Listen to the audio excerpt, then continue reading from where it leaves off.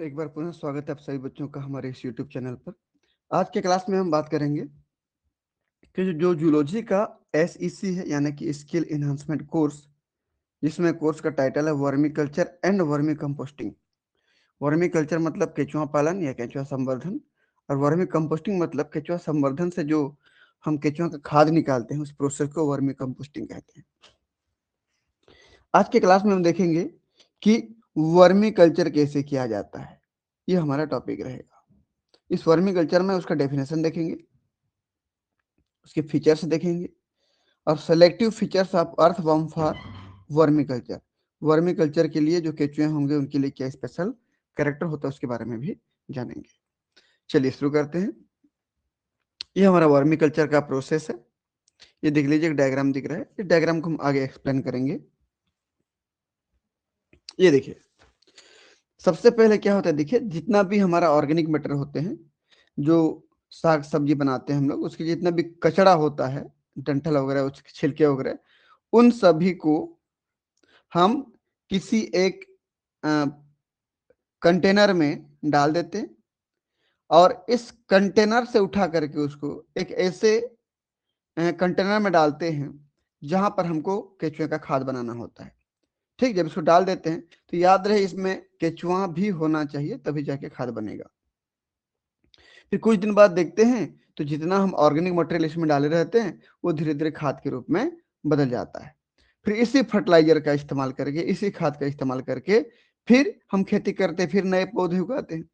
फिर इन नए पौधों से फिर क्या बन जाएंगे, उसके फल फूल बीज तने पत्ती सब बनेंगे। फिर जो बेकार पदार्थ होगा उसका, उन बेकार मटेरियल को पुनः कलेक्ट करेंगे, फिर डस्टबिन में डालेंगे। इस डस्टबिन को ले करके इसके अंदर जितना डस्ट भरा हुआ ऑर्गेनिक मैटर, इन सभी को फिर कंटेनर में रखेंगे जिसमें केचुआ है। फिर केचुआ क्या करेगा, उसको सारे इन ऑर्गेनिक प्लांट वेस्ट को भोजन के रूप में लेगा और मल के रूप में केचुआ खाद बनाएगा। इस प्रोसेस को हम बार बार करते हैं। ठीक है, इससे दो चीजें होता है। एक तो ऑर्गेनिक वेस्ट का अच्छा सा उपयोग हो जाता है, सब तरफ गंदगी नहीं फैलता है। दूसरा चीज, इससे इस ऑर्गेनिक वेस्ट से हम हाई न्यूट्रिएंट वर्मी कंपोस्ट बना लेते हैं। चलिए मैं लिख दे रहा हूं, ये ऑर्गेनिक मैटर है, ऑर्गेनिक मैटर, और ये high nutrient rich vermi compost. याद रखना कि जब केचुआ किसी ऑर्गेनिक मैटर को खाते हैं तो उनके आहार नाल में प्रोसेसिंग होती है, फिर जो मल निकालते हैं वही केचुआ खाद बनता है। ठीक है, तो बीच में ये अर्थवर्म का बड़ा रोल है जहां पर कंपोस्ट बनाया जा रहा है। आप यहाँ पर अर्थवर्म भी देख पा रहे होंगे, ये अर्थवर्म। चलिए कमेंट पढ़ लेते हैं। Vermi culture is the scientific process of breeding and rising earthworm. Vermi culture का मतलब होता है केचुआ का संवर्धन करना, केचुआ की जनसंख्या बढ़ाना। ठीक, एक साइंटिफिक तरीके से हम केचुआ का ब्रीडिंग कराते हैं और उनकी संख्या बढ़ाते हैं। जब उनकी संख्या बढ़ेगी तो क्या करेगी, टू डिकम्पोज ऑर्गेनिक वेस्ट, वही घर से जितना कूड़ा कचरा निकलता है साग भाजी सब्जी का, उन सभी को वो डिकम्पोज करते हैं।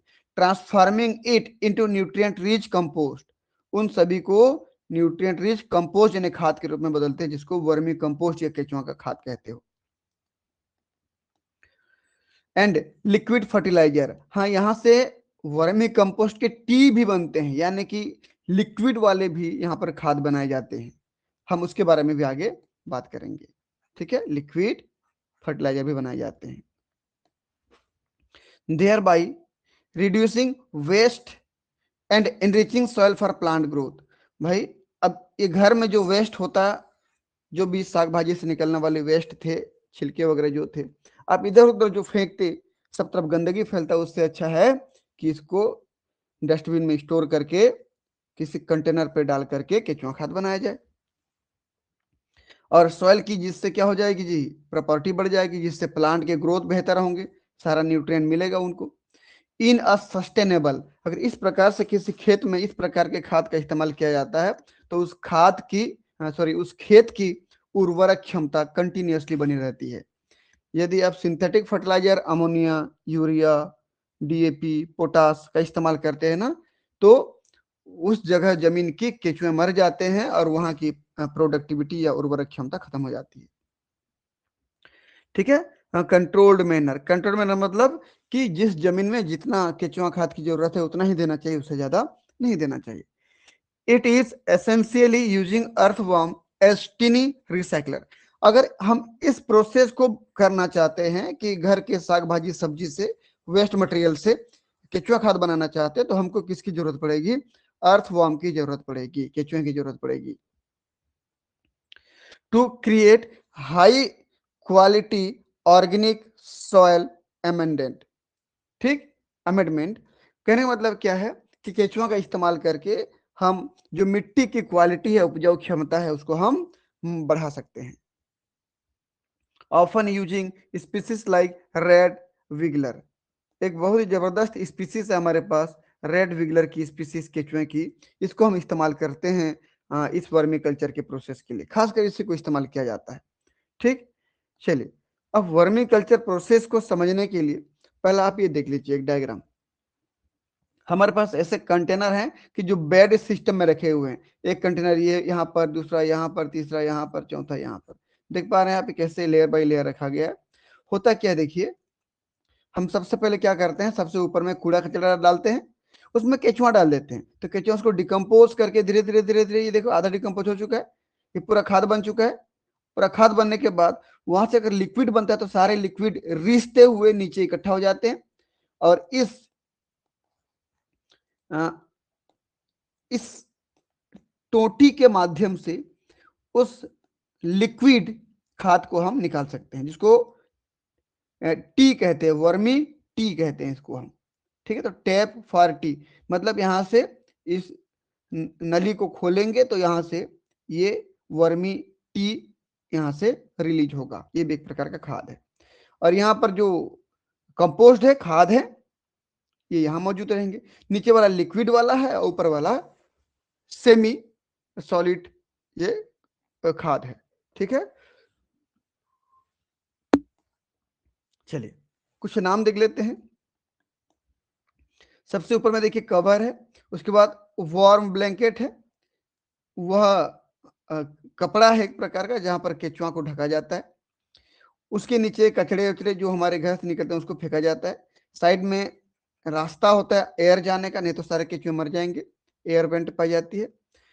Active area with scrap and worm, यहाँ पर हमारे सारे कचड़े हैं, इतना में हमारे वॉर्म भी हैं, कृमियां हैं, केचुए हैं, जो इन सभी को भोजन के रूप में ले रहे हैं और मल निकाल रहे हैं। जब मल निकाल रहे हैं तो मल धीरे धीरे नीचे गिर रहे हैं, तो वार्म कास्टिंग या कंपोस्ट नीचे है। फिर इस मल को निकालने के लिए यहाँ से रास्ता होगा, ड्रेनेज होल है, वहां से खाद निकालते हैं। बाकी जो लिक्विड बनते हैं, लिक्विड सब वार्म टी जो देखिए दिख रहा है, ये वार्म टी नीचे कलेक्ट होता है, उनको निकालने के लिए हमारे पास टोटी पाई जाती है। तो इस प्रकार से ये बेड सिस्टम में चलता है। बहुत सिंपल से अगर मैं एक लाइन में बोलूं, सबसे ऊपर में पाए जाएंगे हमारे घर के जो ऑर्गेनिक वेस्ट निकलते हैं वो पाए जाएंगे। उसके बाद धीरे धीरे वो सड़ते जाएंगे, खाद बन जाएगा, मल के रूप में निकालेंगे। सड़ते जाना मतलब केचुआ उनको खाएंगे, मल के रूप में निकालेंगे, जब निकालेंगे तो नीचे ये खाद बनेगा, और जो लिक्विड बनेगा उसका नीचे एक कंटेनर में इकट्ठा होते जाएगा, तो नीचे वाला वार्म टी बनेगा, केचुए का चाय समझ सकते, लेकिन चाय पीने वाला चाय नहीं है, ये खाद वाला चाय है। ठीक, core feature of vermi culture, vermi culture के इंपॉर्टेंट लक्षण क्या क्या हैं, बहुत महत्वपूर्ण बातें क्या क्या हैं। सबसे पहला वेस्ट ट्रांसफॉर्मेशन, कि जो घर में वेस्ट बनते हैं साग भाजी सब्जी से, डेली का जो वेस्ट बनता है वो इधर उधर फैलेगा तो गंदगी होगा, तो उसका बेहतर यूज होता है। वार्म कंज्यूम ऑर्गेनिक मैटर, जैसे किचन का निकलने वाला सारा वेस्ट है ना, किचन स्क्रैप एंड मैन्योर, जो गाय बैल के जो मल होते हैं वो, ठीक, लीव्स, जो पौधों के पेड़ पौधों के पत्तियां होते हैं वो, and excrete it as nutrient rich casting. Excrete यानी कि जितने भी ऑर्गेनिज्म होते हैं, गाय बैल भेड़ बकरी इंसान, है ना, चिड़िया, बतख, मुर्गी, इन सब के जो मल निकलते हैं वो मल भी न्यूट्रिएंट रिच होते हैं, उनसे भी कास्ट बनाए जाते हैं, खाद बनाए जाते हैं। ठीक है, अगला न्यूट्रिएंट रिच आउटपुट। भाई जब हम डालते हैं ऊपर में ऑर्गेनिक मैटर डालते हैं, लेकिन सबसे नीचे क्या निकलता है, न्यूट्रिएंट रिच खाद निकलता है, तो आउटपुट हमारा बहुत बेहतर होता है। आउटपुट मतलब लास्ट में क्या बना, क्या मिला हमको, है ना। तो produces vermi compost, A superior soil amendment full of plant nutrient, beneficial microbes, enzymes and hormones. जब इस पूरे प्रोसेस को किया जाता है, वर्मी कल्चर किया जाता है, तो सबसे आखिरी में देख लीजिए क्या रहता है, प्लांट न्यूट्रिएंट पाए जाते हैं, क्योंकि मैक्सिमम चीजें प्लांट का यूज हो रहा है। उसके अंदर माइक्रोबियल बेनिफिशियल माइक्रोब्स पाए जाते हैं, बैक्टीरिया, फंगस पाए जाते हैं, बहुत से प्रकार के एंजाइम मिलते हैं, बहुत से प्रकार के हार्मोन मिलते हैं। कहने का मतलब ये जो खाद बनता है आखिर में बहुत जबरदस्त क्वालिटी का होता है, जिसमें ढेर सारे प्रकार के हार्मोन्स, एंजाइम्स, बैक्टीरिया, फंजाई और प्लांट के न्यूट्रिएंट जैसे नाइट्रोजन, फास्फोरस, पोटेशियम, ये सब यहाँ पर देखने को मिलते हैं। हार्मोन में ऑक्सीजन हार्मोन हमने पिछले बार पढ़ा था। अगला है सॉइल इंप्रूवमेंट। भाई इस प्रकार के खाद को जहां आप छिड़काव करोगे वहां की सॉइल की उपजाऊ क्षमता बढ़ जाएगी, प्रोडक्टिविटी बढ़ जाएगी। तो enhances soil structure, aeration, water retention and microbial activity promoting healthy root development. कहने का मतलब कि इस प्रकार के सॉइल को जहां छिड़काव करोगे तो वहां पर क्या हो जाएगी, सॉइल में फिर केचुआ भी ग्रो करेंगे, उस सॉइल में जहां छिड़कोगे आप, तो वहां पर केचुआ ग्रो करेंगे तो होल भी बनाएंगे, तो वहां पर एरिएशन अच्छे से होगा, पानी अच्छे से ठहरेगा, माइक्रोब्स यानी कि बैक्टीरिया, फंगस अच्छे से ग्रो करेंगे जो प्लांट को मदद करेंगे, और प्लांट के डेवलपमेंट में यानी कि प्लांट के रूट को जबरदस्त तरीके से ग्रो कराएंगे। तो इस प्रकार के वर्मी कल्चर से क्या होता है, बेहतर तरीके का मिट्टी की क्वालिटी बढ़ जाता है। जिस भी खेत में आप गड्ढा खोद के ये बनाते हैं वहां की प्रोडक्टिविटी बहुत बेहतर तरीके से होती है।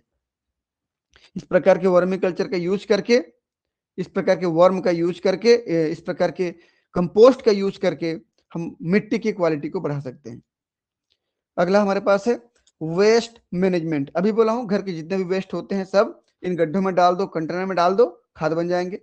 इफेक्टिवली मैनेज ऑर्गेनिक वेस्ट, घर से निकलने वाले सब सारे के सारे waste, diverting it from landfill and reducing methane emission. अगर हम इधर उधर फेंकते तो सब तरफ क्या होता, जमीन में इधर उधर गिरे होते। इससे अच्छा है कि हम इसको किसी कंटेनर में डाल दें, और सब अगर इधर उधर फेंके होते सबसे मेथन गैस निकलता। इससे जाके एक ही जगह डालो और वहां पर से आप केचुआ खाद बनाओ, कितना बेहतर तरीके से देखिए। अगला eco friendly, a natural chemical free alternative to synthetic fertiliser. इस प्रकार से जो केचुआ खाद बनता है ये किसी सिंथेटिक फर्टिलाइजर का बेहतर विकल्प है। ठीक जैसे हम लोग हमारे खेतों में पैदावार बढ़ाने के लिए अमोनिया, यूरिया, पोटास, ठीक है, डीएपी, ये सब छिड़काव करते हैं, तो वो सब सिंथेटिक हैं, सब कंपनियों के द्वारा कारखानों में बनाए जाते हैं। उससे बेहतर ये है कि हम ये अपने घर में, अपने बाड़ी में बना सकते हैं, खेतों में बना सकते हैं, और इससे किसी प्रकार का कोई मिट्टी का प्रदूषण भी नहीं होगा, बल्कि मिट्टी की क्वालिटी बढ़ेगी। ठीक, तो सिंथेटिक फर्टिलाइजर के लिए बेहतर विकल्प है। सपोर्टिंग सस्टेनेबल फार्मिंग, अगर इस प्रकार का हम वर्मी कंपोस्ट का यूज करते हैं तो हमारे खेतों की जो पैदावार क्षमता है वो कंटिन्यूसली बनी रहेगी फ्यूचर के लिए भी। और यदि हम फर्टिलाइजिंग सिंथेटिक फर्टिलाइजर का इस्तेमाल करते हैं, अमोनिया, यूरिया, डीएपी का इस्तेमाल करते हैं, तो एक दो साल, एक साल तक तो वो बेहतर पैदावार देगी। उसके बाद फिर धीरे धीरे जब वहां के केचुए, कीड़े मकोड़े मर जाएंगे तो फिर वहां पर धीरे धीरे पैदावार क्या हो जाएगी, कम हो जाएगी। ठीक है, अगला देखिए प्रोसेस एंड मैनेजमेंट फीचर्स। सबसे पहला worm cultivation involve raising specific earthworm species like Eisenia fetida in a controlled setting. भाई इस प्रकार का जब वर्मी कल्चर करते हैं तो एक स्पेसिफिक प्रकार की हम केचुए की स्पीसीज की बात करते हैं, जिसको आइसेनिया फेटिडा के नाम से हम जानते हैं। इसको यूज करते हैं, इससे बेहतर प्रकार की हमको खाद की क्वालिटी मिलती है। देखिए आइसेनिया फेटिडा, जिसको आप रेड विगलर के नाम से भी जानते हैं। ठीक है, तो ये बेहतर प्रकार की क्वालिटी के खाद बनाते हैं। अगला देखिए controlled environment require proper bedding, moisture, temperature 15 से 20 degree Celsius and feeding with organic material. यदि आप वर्मी कल्चर करना चाहते हैं तो किन बातों का ध्यान रखना पड़ेगा? सबसे पहला, प्रॉपर बेडिंग होता रहे। बेडिंग मतलब लेयर बाय लेयर आप अपने ऑर्गेनिक वेस्ट को डालते रहें। मॉइस्चर वहां का सही होना चाहिए ताकि केचुआ ग्रो कर पाए। टेम्परेचर सही होना चाहिए ताकि केचुआ बेहतर सर्वाइव कर पाए, न मरे। 15 से 20 डिग्री सेल्सियस, ये जो हमारे पास आइसेनिया फेटिडा केचुआ है वो बेहतर ग्रो करते हैं इसमें।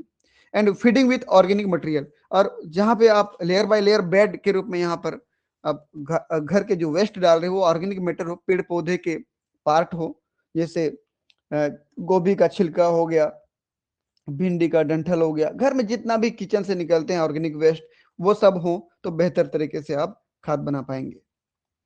अगला हमारे पास क्या देखिए, लो मेंटेनेंस। भाई एक बार यदि आपने सेटअप को लगा दिया फिर इसको मेंटेनेंस करने के लिए बहुत ज्यादा जरूरत नहीं पड़ता।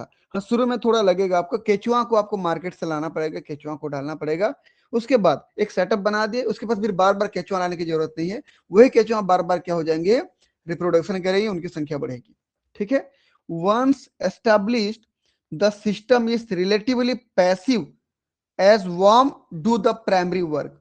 पैसिव मतलब क्या हो गया, शुरू में प्रोसेस हमारा एक्टिव रहेगा। एक्टिव मतलब थोड़ा खर्च करना पड़ेगा।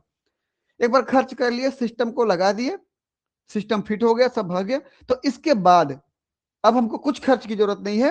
केचुआ अपना काम करता रहेगा, आप अपने घर के ऑर्गेनिक वेस्ट डालते रहें, वो तो वेस्ट ऐसे ही बनेगा आपके घर में। हर दिन साग भाजी सब्जी खाते हो तो वेस्ट तो बनेगा, उस वेस्ट को डालते रहें तो लगातार वहां पर खाद बनते जाएगा। तो कम लागत में ज्यादा फायदा वाला बात है यहाँ पर। ठीक है, चलिए अगला देखते हैं। Harvesting, casting are easily separated from the bedding for use.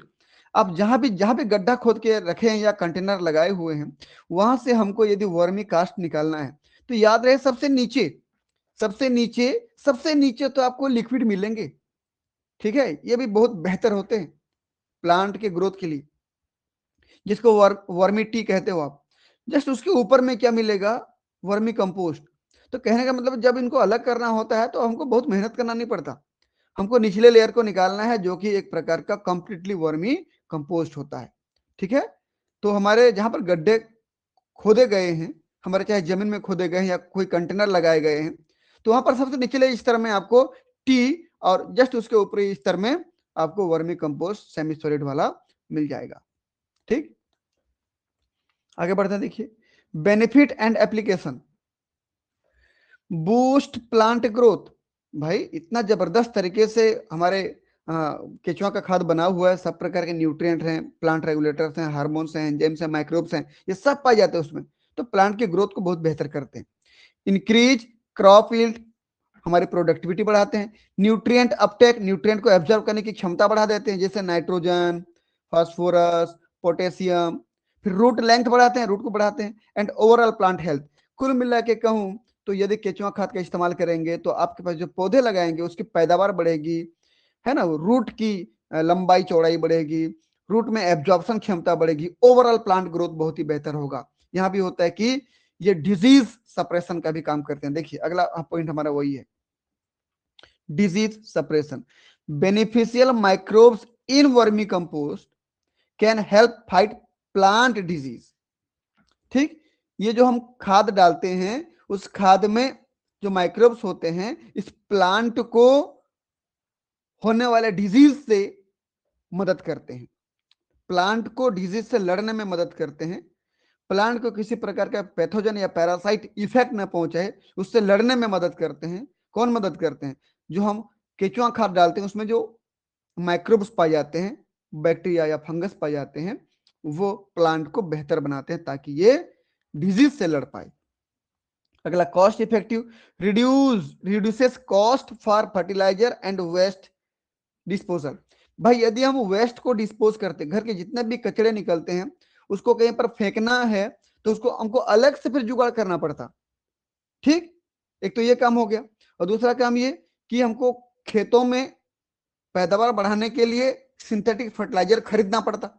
तब दोनों काम बच गया हमारा। हम मार्केट से सिंथेटिक फर्टिलाइजर नहीं खरीदेंगे, यानी कि अमोनिया, यूरिया, डीएपी, पोटास नहीं खरीदेंगे, क्योंकि हमारे घर में केचुआ खाद बन रहा है। दूसरा चीज, घर में जितना ऑर्गेनिक वेस्ट बन रहा है उनके लिए एक अलग से जगह हमको कहीं पर लेने की जरूरत नहीं है, जो है इसी कंटेनर में डाल दो, इसी गड्ढे में डाल दो, घर के बाड़ी में अगर गड्ढे बनाए वहां डाल दो, वहीं से केचुआ खाद भी बन जाएगा, घर का वेस्ट भी मेंटेन हो जाएगा। अगला versatile, can be used in garden, farm, for waste treatment and even a compost tea. यदि आप बहुत बेहतर तरीके से केचुआ खाद बनाना चाहते हो, केचुए का टी, वार्म टी बनाना चाहते हो, तो इसको कहीं भी आप बना सकते हो। आप किसी गार्डन में इस प्रकार का कंटेनर लगा सकते हो, गार्डन में जितना लोग घूमने आते हैं जो भी ऑर्गेनिक वेस्ट सब वहीं डालेंगे, या किसी खेत में गड्ढा खोद के बना सकते हो। हमारे गांव घरों में तो घर में बाड़ी जो होता है, बाड़ी में या खेत के किनारे आसपास गड्ढा खोद के बना देते हैं, सारे ऑर्गेनिक वेस्ट वहीं पर डाल देते हैं। यहाँ तक कि गाय का गोबर, इंसान का, छोटे छोटे बच्चों का जितना भी मल है सब वहीं पर डाल देते हैं, पहरा वहरा सब वहीं पर डाल देते हैं, घर से निकलने वाले ऑर्गेनिक वेस्ट सब वहीं पर डाल देते हैं। उससे कितना बढ़िया जबरदस्त तरीके से ऑर्गेनिक, इस ऑर्गेनिक वेस्ट से आखिर में लास्ट में जब खेती करने की बारी आती है तो वहां से केचुआ खाद निकालते हैं और खेतों में छिड़काव किया जाता है। ये हमारे गांव तरफ अभी भी किया जाता है फॉर वेस्ट ट्रीटमेंट, है ना, वेस्ट ट्रीटमेंट के लिए बहुत बेहतर है। भाई घर से कचड़े निकल रहे हैं, उसको इधर उधर फेंकने से अच्छा है गड्ढे में डाल दो या कंटेनर में डाल दो। And even a compost T, और यहाँ पर कंपोस्ट टी भी बनाया जाता है उस गड्ढे में, जिस गड्ढे से केचुआ खाद निकाला जाता है, उस गड्ढे में आखिरी में जो रस बच जाता है, जो लिक्विड बच जाता है, दैट इज कंपोस्ट टी, और बहुत ही न्यूट्रिएंट रिच होता है। ठीक, चलिए आगे बढ़ते हैं।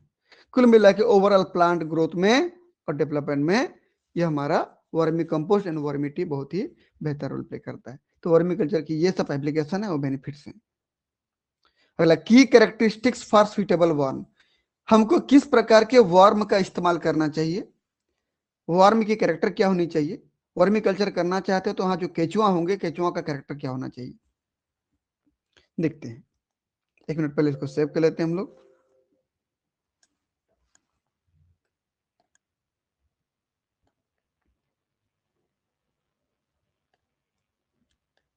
चलिए भाई देखते हैं। सबसे पहले तो फीडिंग हैबिट, एपिजोइक, किस प्रकार के केचुए होने चाहिए, एपिजोइक, एपिजोइक यानी कि जो सरफेस पर पाया जाए, और जो ऑर्गेनिक वेस्ट आप डाल रहे हो, घर के कूड़े कचरे डाल रहे हो, उनको भोजन के रूप में इस्तेमाल करें और डिकम्पोज करें। ठीक, तो they live on the surface and feed on decomposing organic matter, litter, manure, not deep soil.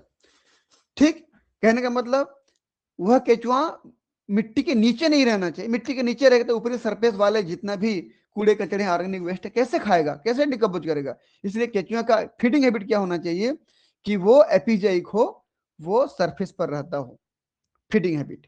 ठीक है ना।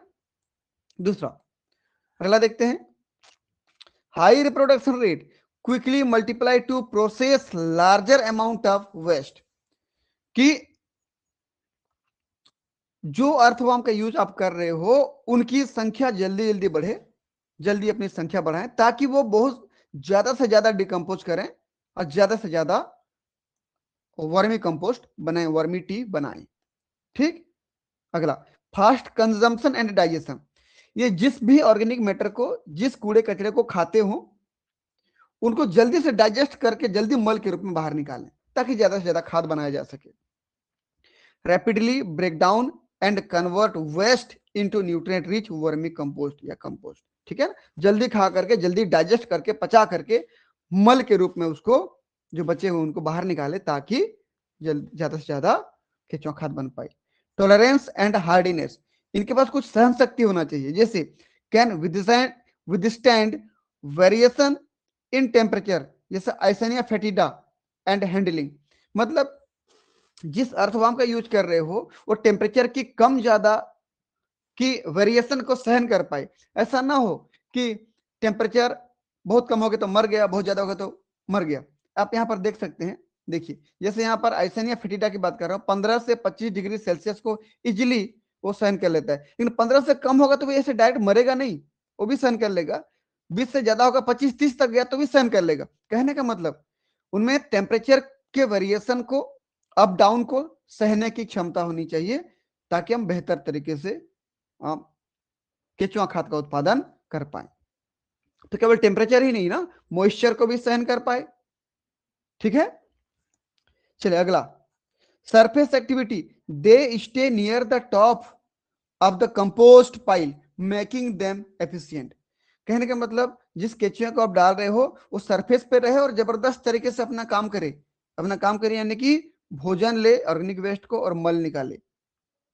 ठीक, अगला देखिए, शार्ट लाइफ साइकिल, भाई केचुए का लाइफ साइकिल जितनी छोटी होगी उतनी जल्दी वो छोटे से बच्चे से जवान हो जाएगी, रिप्रोडक्शन करेगी, फिर बच्चे जल्दी जवान हो गए, रिप्रोडक्शन करेंगे, तो उनकी संख्या बढ़ेगी, और संख्या जितनी ज्यादा बढ़ेगी उतना ज्यादा हम यहाँ पर केचुआ खाद बना पाएंगे।